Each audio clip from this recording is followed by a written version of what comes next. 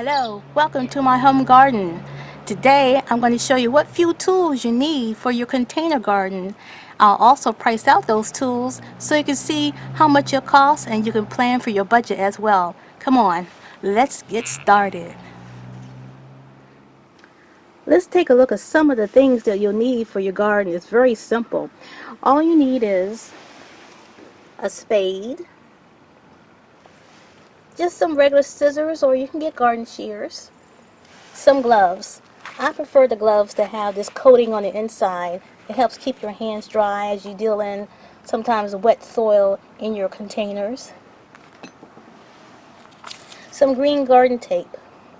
This is needed to tie up your plants, especially your tomato plants and your tall vining plants like your cucumbers. You're going to need a spray bottle. You can get spray bottles at Dollar General, at your big box stores, gardening centers. You can get the plastic kind, you can get the glass kind if you like. You're also going to need a watering can. Now, watering cans come in many varieties. These are larger watering cans, several gallons of, worth of water you can get in these cans.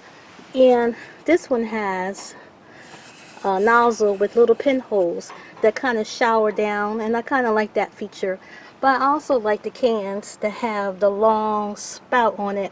It helps me get in between plants as they get bigger and bushier. You're also going to need some type of gardening pole, especially for your tomato plants. You can get ones that are coated. You can get the bamboo type. There's many different types of those that you can get.